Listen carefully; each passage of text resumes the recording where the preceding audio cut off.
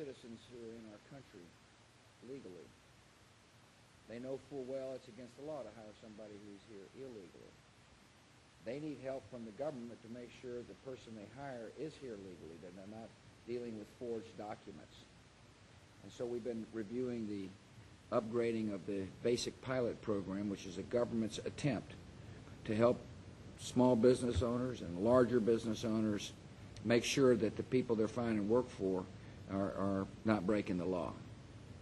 In other words, we can't ask our employers to verify somebody here unless we help them. And the reason why we're talking about this subject is that holding employers to account for violating the law is an integral part of a comprehensive immigration reform package. I thank members of my cabinet,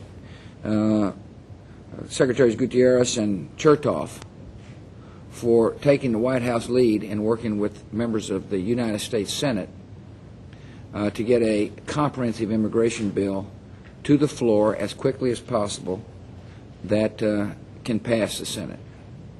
And it's been hard work, because this is a very emotional issue. I firmly believe that the bill needs to be comprehensive. In other words, you can't have one aspect of immigration reform pass and not other aspects. Otherwise, we'll be back to where we were in the past, and that is reform efforts have failed because it hadn't been comprehensive enough. The best way, and frankly only way, to get a comprehensive bill done that'll matter and deal with this issue once and for all is for the bipartisan approach that that we're now working on come to fruition. That it's got to be a bipartisan bill that is that bill that our secretaries are working on with members from both parties in the Senate.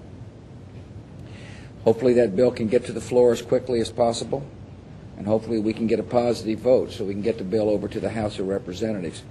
But there's a good chance, I'm optimistic, that we can get comprehensive immigration reform, one that enforces our border, two, holds employers to account, three, recognizes we've got workers here who are doing jobs Americans aren't doing, and there ought to be a temporary worker permit to do so.